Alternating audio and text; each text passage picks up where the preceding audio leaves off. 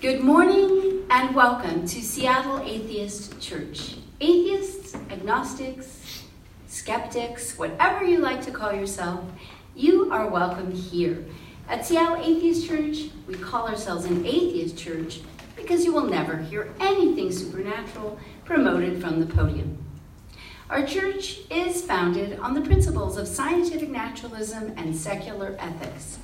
Truth claims are attempted here, and we stand ready to revise our thinking in light of new information.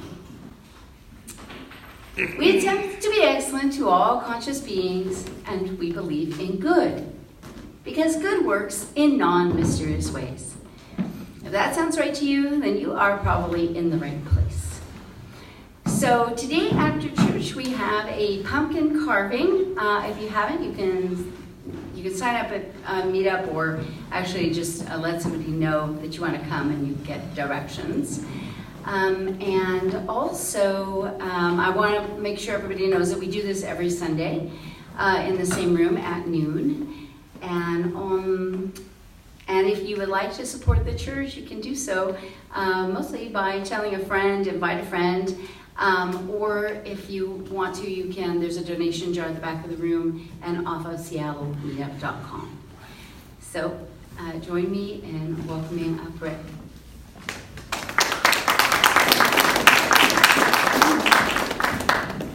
Well, thank you for, I guess, can everybody hear me okay? Well, thank you for letting me talk today. The title of my talk is Morals Without Magic, Why Religion Doesn't Own Morals. And I came up with this idea, I guess, a few weeks back when we were suggesting ideas for a talk. And I had big ideas. I had my plan for I was really going to have a slam dunk. As I researched this and as I read, and even this weekend when I was rewriting my notes, I guess you could make fun of me. You could say, oh, I had doubts and I lapsed and I wasn't as faithful or whatever to my initial message. So maybe after this you can tell me if I'm not as focused as I should be. But or maybe not. Maybe I've broadened my horizons a little bit. We'll see. But the intent of this talk, I'm going to talk the general notion of morals and this idea that, well, morals require religion, that they require a God, it's so easy to run at that. You get people believe that, well, that stereotype, that atheists, oh, they don't have a God, so they don't have that source for morals, so how could they even have any? And you've heard that stereotype, well, why aren't they just running down the street and committing crimes and all that? So I'm going to address a little bit of that, but I'm not going to dwell on that too much. And I'm going to try to offer some sort of rationale for why that persistence that religion is a source for morals. It's not just cruelty. They have a rationale there. I'll try to explain it and see if that makes sense. Some of the books that I looked at, I'll show this list if anybody wants to look them up, but one of them was The Moral Landscape by Sam Harris. That's from about 10 years ago. And then a couple of recent books, What It Means to Be Moral by Phil Zuckerman. That was this year. And then another one that I really liked, Conscience, The Origin of Moral Intuition. The author is Patricia Churchland. She's a philosopher at one of the big schools. But I really like that one because she talked about that sense of that inner voice that tells you when you're doing something wrong, that feeling of guilt and what's going on in the brain that might cause something like that to happen. So that'll be my next talk to explore that. And then I guess the thing that kind of inspired this was, if you ever listen to the radio shows for NPR, there's one called Hidden Brain. And I guess it was about a year ago, there was one called Where Does Religion Come From? And that was great if you can track that down. I've got the link here too that I'll share. But it basically talked with a couple of academics about how religion is can become kind of a device, almost like a police force, almost like that camera at an intersection that watches you. When you think you're being watched, it might be the device that gets people to stay in line and not turn on each other quite as much and would help a tribe to survive. So it was fun to hear that discussion, not from like a psychological perspective, but like as a function. So that was a factor in some of my trying to pull this together. And when I say morals here, I should clarify a little bit. I mean it in a very general sense. Morals, the idea that, it's wrong to kill, it's wrong to hurt other people. You should each person should be allowed to live their life in peace and not hurt others. You shouldn't steal, that sort of thing. And very general, I'm not going to get specific on that. And also, the other side of morals where there's the sort of the negative, the punishment side. How do you justify when you punish someone? Oh, They turned against the tribe, or they did some advantage, they took too much for themselves and didn't contribute.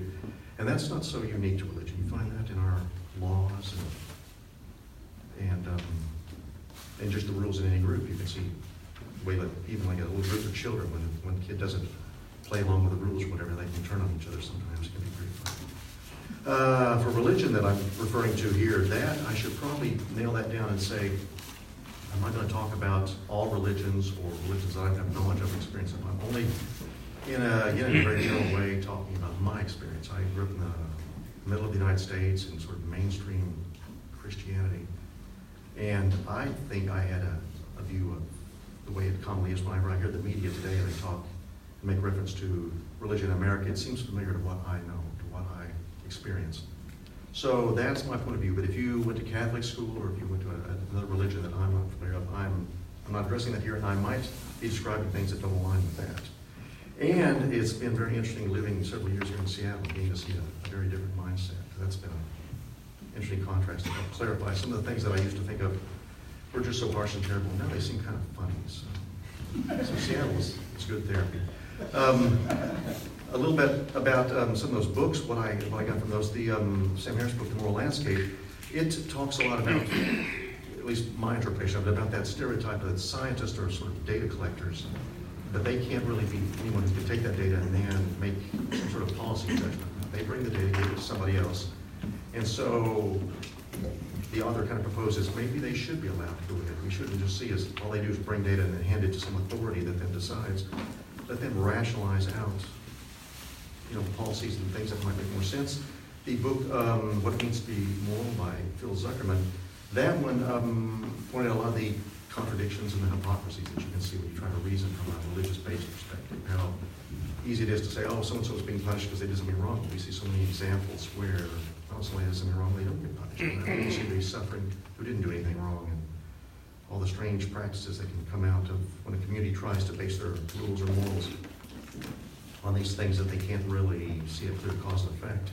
And then the last book, Conscience, the Origins of Moral Intuition.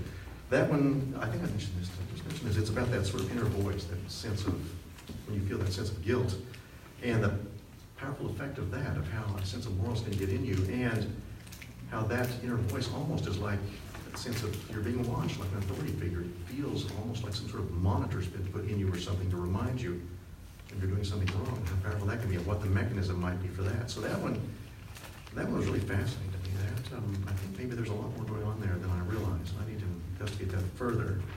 And the Seattle Library has multiple copies of it in multiple formats. Well, I got these books from the King County Library. I don't know about the Seattle Library. Seattle does. Okay. And she's very different from most philosophers. She's a very readable philosopher. Yeah, that and book. Also a neuroscientist. That book I'd recommend. I really liked it. The other two, I should say, sort of my take on the other two. To read one, then read the other. For me, they had so many examples of what looked like terrible, harsh treatment of people based on roughly derived rules from religion. It's so easy. You've all read things about this. A village or a tribe somewhere who punishes people because of whatever reason. And the suffering and the descriptions of it, I read one of those books and I read the other, and I was just feeling kind of depressed, angry, and you need a break from that. You have to go, you have to go see something good or positive somewhere. So be careful when you read these things. It's like reading about atrocities or whatever. It can really, wreck your day. So, then morals from religion. Let me see. Why? Let's first. Why do morals appear to come from religion? One is tradition, simpler times, and then simple communities back in the times before our modern science, and so much derived from our modern understanding. And of course, tribalism, the way people work, psychology, sociology, people come up with rules to keep the people on their team in line, to help our team be strong, to fight against another team, competition for resources. So you can see a lot of reasons for how strong rules and promise of harsh punishment could kind of take effect. And a team that had these kind of rules would march together and be stronger and survive. So you can see how the mechanism would work. The thing I mentioned before, I think I mentioned about it being almost like the camera at an intersection. When you think you're being watched and you think you might get punished, that can be just enough of a device to get you to stay in line a little bit more. And that could be the difference that can cause those characteristics to persist and become a cultural artifact. So you can see the why of religion in our modern times, you might say it seems arbitrary that people hold on to so many of these stories, but you can see a mechanism for why it persists. And another characteristic which I saw partly in these books, but I think is a bigger factor that I need to research a little bit more, is what I'm calling the big reward and the big punishment. Not the little punishments or the little rewards along the way, but this idea of the afterlife and some sort of reward at the end. And I think this factor of people living throughout history, living under harsh times, difficulty where every day was a struggle to survive for many people, the idea that someday it would pay off for you and your loved ones, whatever suffering you've gone through, that you may never see, immediate reward in life, but someday there will be a reward. And for those who did terrible things and appear to get away with it, for someday there'll be a justice. I think that is a very big factor in the idea that the end justifies the means, can be part of the reason why morality from religion persists. But let me save the afterlife toward the end. I'll get back to that. So if you're not religious, if you, for whatever reason, you've seen the hypocrisy in it, or you've gone over to a more science-based way of looking at things, and you're no longer religious, but you still have morals. How does that happen? Where do you get your morals from? And based on these books and my own thinking, it seems to be the community the religion and that function I described, that is a factor, and that helps. But if a community survives, and we're a social species, if we survive, a community will come up with rules, they'll come up with basic morals and basic guidelines, and the community that does that keeps an eye on itself and bounces things out, are more likely to survive. They will invent their own homegrown morals. They don't need a magic power to do it. And I think that's the direction that people are moving toward. And probably this group, you would say, you don't need that magical authority. The people will find the rules themselves. And if you're part of that, then that makes perfect sense. You don't need that magical side. The two sources, then we have, real-world morals, and then we have the magical side of morals. So what's a characteristic? Why would you have one or the other? Real-world morals, one, I mentioned the science side of it, that you kind of can't help it. If you become educated in science, you might drift away from the more natural explanation. But also, if your morals and your laws and rules are based in the real world, then you can observe, you can see the effect when you have a law or rule, you can record the results of that, you can retest that like you do in science, you can see what works and what doesn't. If your morals are derived more from a religious side, it's more like a moral story or a parable where you can interpret it different ways. I think that's where a lot of the argument comes out. Sometimes in religion, someone will read the story and say, well, it obviously means this or means that. Someone else can read the same story and infer something else. When you try to test it, you don't necessarily get those results. You get that same problem of why did the bad person appear to not get punished, whereas the good person suffered. So you can't apply the record, observe, test, and retest, and actual results. It's all up in the air. It's all depending on who's the boss, who's in charge of the community, who's interpreting it the way they want and issuing the rules the way they see them. It's not a precise system. It's all over the place. The real world-based morals can be more precise, but they don't have to be perfect. That's another mechanism. Why is it our laws, our rules, our guidelines that we think are real world-based and not magical-based, still the system isn't flawless? Why are there so many arguments about the right thing to do? It doesn't need to be perfect. It just needs to be enough that the community survives and persists, and that'll be the system you have over time. Just like evolution, it doesn't build perfect athletes. The average of a species is often just what can barely crawl through life. It doesn't need to be some optimal. And so, the religious device doesn't need to be perfect. It can be very awkward if it's just enough that the community persists and survives, or the real world-based morals don't need to be perfect. That's why we argue so much about our laws and our policies. So we have these two mechanisms, they exist side by side. Why doesn't the real world one just take over? Why does the religious one still persist? You say some people are uneducated, maybe they don't know science, but is that it? I'm thinking, and what I'm proposing here is there's a little more to that, and the reasoning they use to hold on to their religious side might be similar to what some people are even atheists, a device we use. And that's where I began to think my initial message when I was going to argue, I began to drift a little bit, think maybe we're not so right and they're not so wrong. Maybe there's a little more going on. And the term that I focused in on was, you've probably heard this phrase, the higher court wins. And that means basically if you're arguing something in a lower court and they can't resolve it, someone can then take that to a higher court. And if they already have made a ruling on something, you can basically you appeal to the higher court, then that wins. And that's a device. For example, let's say you're in a state and that state has some policy that conflicts with the national policy. It conflicts with separation of church and state. Well, then it would be very easy for us to point to that higher court and say, well, they've already established this. You can't now be posting, the 10 Commandments in your schools or something like that. It's very easy for us to refer to the higher court. And what I'm proposing here is that's what someone does when they believe in this higher level of a God as a source for moral. If they encounter something that they feel is wrong or disagree with, they can then refer to their higher court and say, well, God's law supersedes man's law.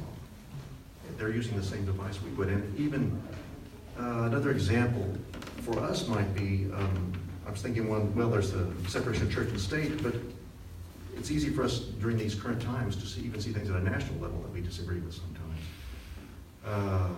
And what's a higher level that we then refer to? And there's the, if I'm saying this right, the United Nations, I think it's called the Universal Declaration of Human Rights.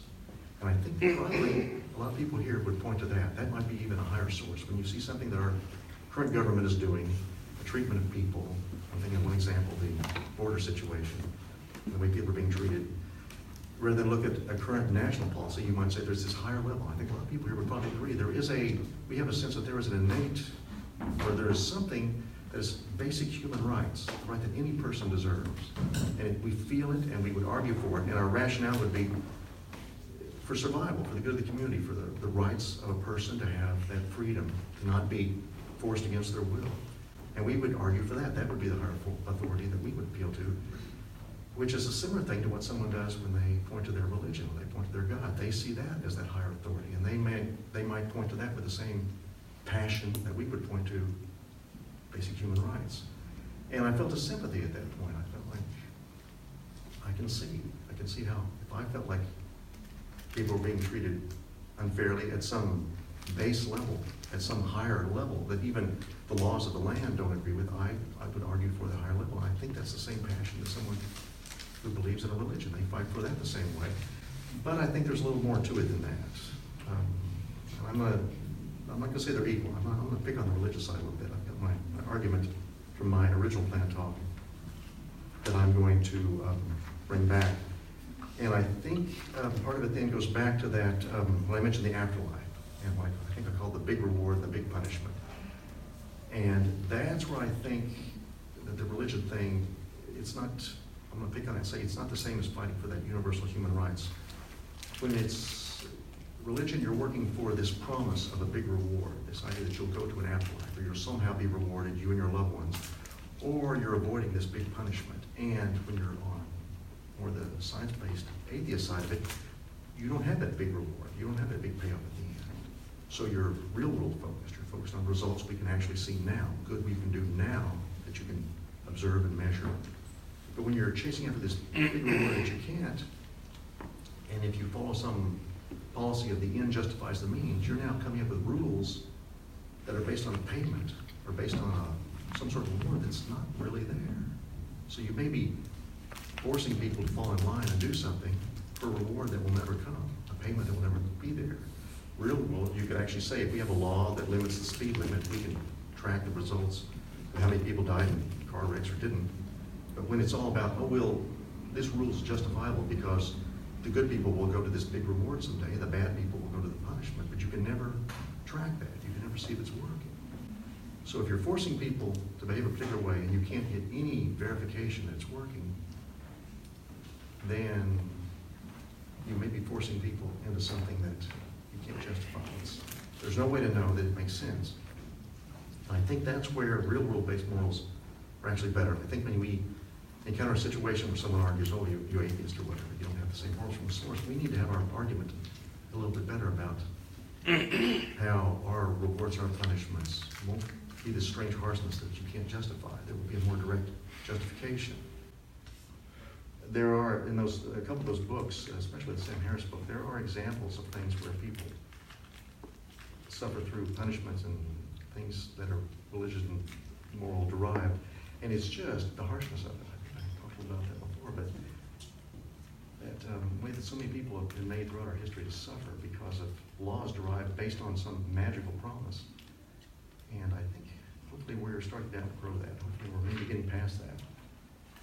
So I guess my conclusion is, I think I got there, that real world-based morals are better, but it's a difficult argument because the argument is the higher authority. Which authority do you refer to? And if someone sincerely believes that their higher authority is there, they're going to answer that. They're going to win. And it gets back to the old atheist argument of, well, your God isn't real. You'll suddenly go down that path again. And if you don't win that, then you're not going to turn them around. Someone's still going to hold on that their higher authority is higher than yours. They're going to refer to that. And we're going to be back in the same predicament.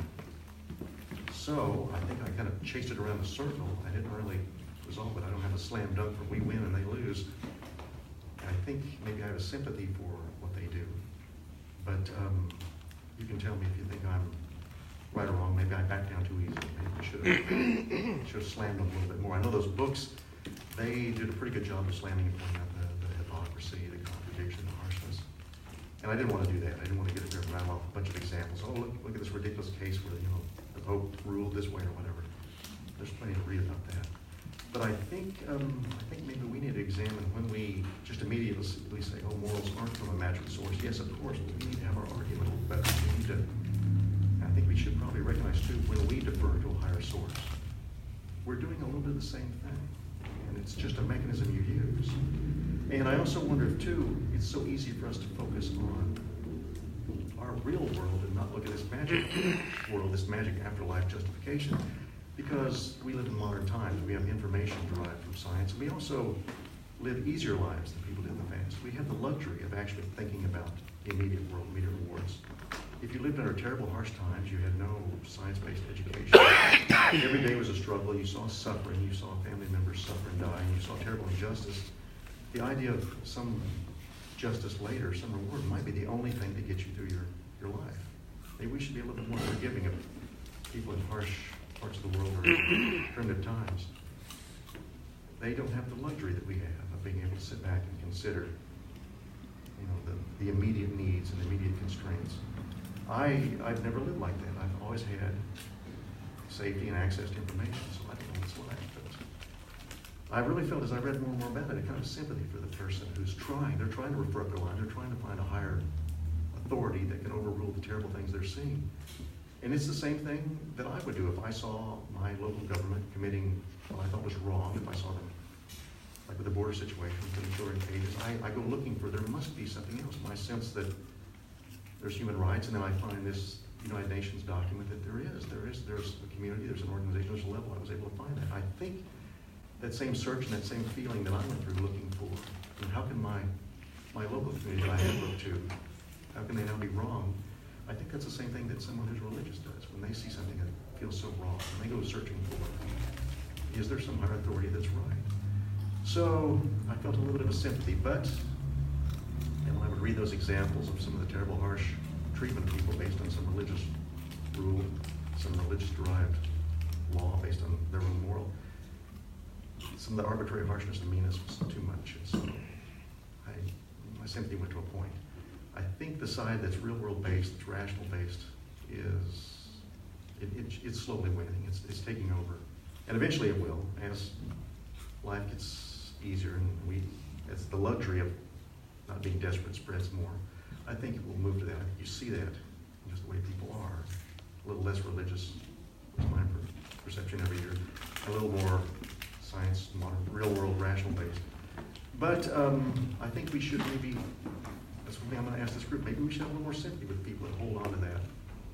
It's not that they're necessarily ignorant or stubborn or superstitious. They're desperately looking for some moral right and wrong, some source for it, and they reach for what they know. And so I think maybe that's my conclusion is have sympathy for those who would burn us at the stake.